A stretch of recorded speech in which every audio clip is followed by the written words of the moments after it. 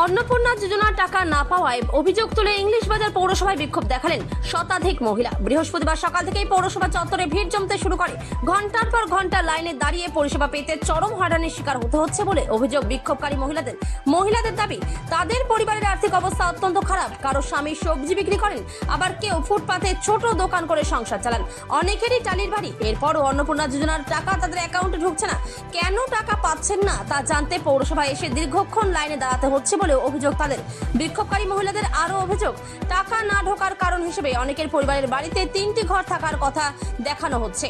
তাদের প্রশ্ন, একটি পরিবারের সদস্য সংখ্যা যদি 8 থেকে 10 জন হয়, তাহলে কি সবাইকে একটি ঘরেই থাকতে হবে?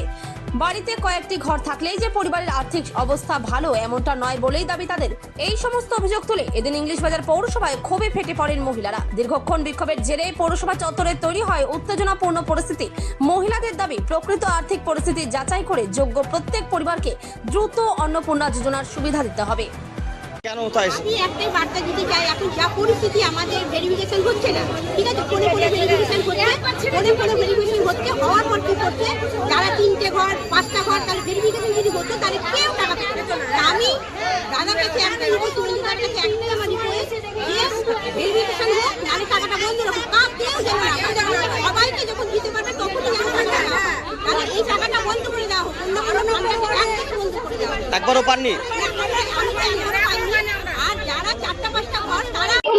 আমার একটাই নিবেদন, যদি দেওয়ার হয়, ইচ্ছে হয়, প্রত্যেক মা বোনকে দিন, আর তা না হলে কাউকে দিবেন না।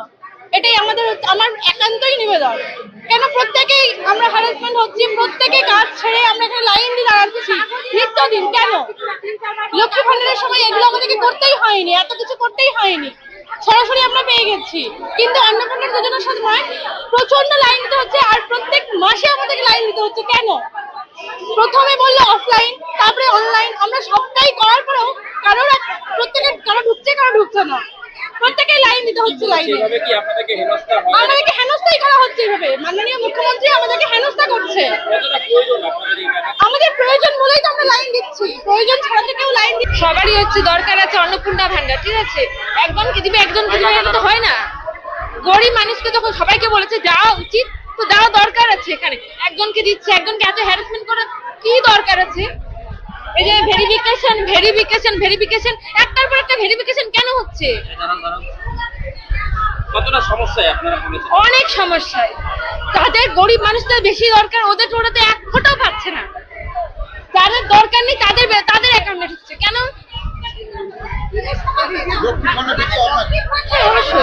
আমি নিজে পেয়েছি, তো আমি অন্নপূর্ণা ভান্ডার পেয়েছি, ঠিক আছে। এবার এই মাসে কি করলো, ই করে দিল রিজেক্ট। কিসের জন্য? যখন প্রথমে আমি ইনকোয়ারি করেছে, দেখলো যে আমি সব ঠিকঠাক আছে, তারপরে কেন রিজেক্ট হবে? মানে হ্যারাসমেন্ট করানোর জন্য।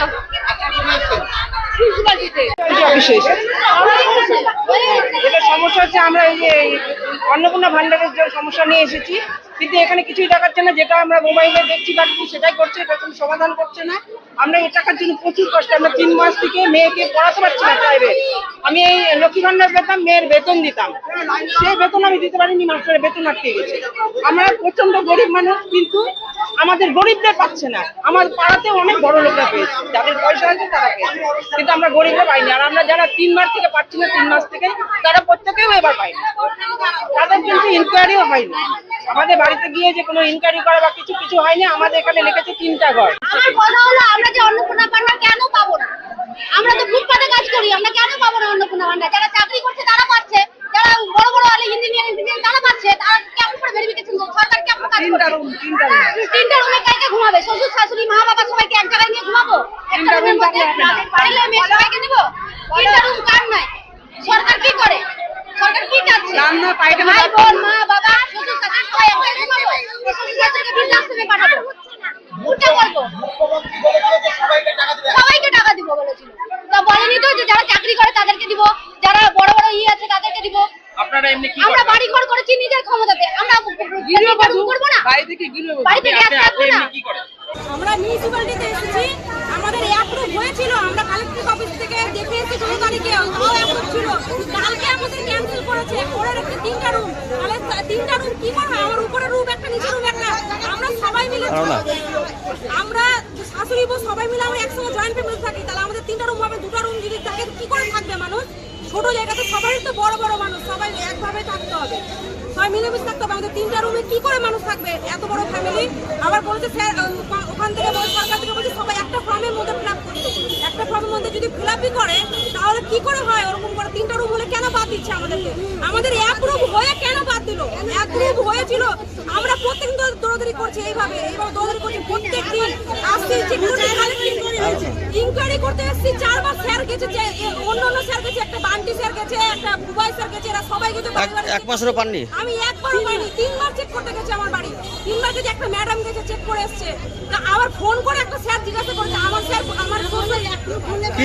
আমার শ্বশুর ফুচকা বিক্রি করে, ওই কি করে পেন্সিল পায়? ওই বলছে ফুচকা বিক্রি করছে পেন্সিল পায় না, ফুচকা বিক্রি করে কি করে পেন্সিল পায়? কি চাইছেন আপনারা? আমরা চাইছি যে এটা সবাই সমান টাকা পাক। এরকম করে কেন দিচ্ছে? অন্যায় হচ্ছে না। যারা বড় বড় বাড়ি, তিনতলা বাড়ি, 4তলা বাড়ি চাকরি করছে, ওরা টাকা পেয়ে যাচ্ছে। আমরা গরিব মানুষ, আমরা কোনো টাকা পেলাম না। কি নাম আপনার? আমার নাম সুমা সাহা। মালদা থেকে Tanmay Mahara report, Raiganj TV. AIIMS ভুবনেশ্বরের চিকিৎসক বর্তমানে রায়গঞ্জ গভর্নমেন্ট মেডিকেল কলেজে অ্যাসিস্ট্যান্ট প্রফেসর হিসেবে কর্মরত ডক্টর স্বরূপানন্দ মণ্ডল এখন বসছেন নিউ বেঙ্গল মেডিকেলে। এখানে বিনা অপারেশনের মাধ্যমে আধুনিক ফিজিক্যাল মেডিসিন, ইনজেকশন ও বিশেষ থেরাপির মাধ্যমে কোমর, হাঁটু, ঘাড়ের ব্যথা, বাতের সমস্যার সফল চিকিৎসা করা হয়। এছাড়াও এখানে সিনিয়রদের জন্য হুইল চেয়ার, স্ট্রেচ সহ আধুনিক সরঞ্জামও পাবেন। ঠিকানা সৎসঙ্গ রোড, উকিলপাড়া, রায়গঞ্জ, উত্তর দিনাজপুর। যোগাযোগ number 9382968820। Doctor Sandeep Agarwala nephrologist অর্থাৎ কিডনি বিশেষজ্ঞ নিয়মিত রোগী দেখছেন রায়গঞ্জ নিউ বেঙ্গল মেডিকেলে, যাদের শরীর বা পা ফুলে যাওয়া, প্রস্রাব চাপ কম বেশি হওয়া, উচ্চ রক্তচাপ, প্রস্রাবে ফেনা হওয়া, ক্রিয়েটিনিন বেড়ে যাওয়া, ডায়াবেটিস জনিত কিডনিতে সমস্যা, কোমরে কিডনির পাশে ব্যথা, এইসব রোগে চিকিৎসা করছেন তিনি। প্রতি মাসে প্রথম ও তৃতীয় শুক্রবার দুপুর 1টা থেকে বসছেন। ঠিকানা সৎসঙ্গ রোড, রায়গঞ্জ। নমস্কার, আপনার ব্যবসার প্রচার কি ঠিকভাবে হচ্ছে না? চিন্তা নেই, রায়গঞ্জ টিভি আছে আপনার পাশে। আমাদের চ্যানেলের মাধ্যমে আপনার ব্যবসা বাণিজ্য, দোকান, শোরুম, কোচিং সেন্টার বিজ্ঞাপন পৌঁছে দিন হাজার হাজার মানুষের কাছে। কম খরচে বেশি প্রচার।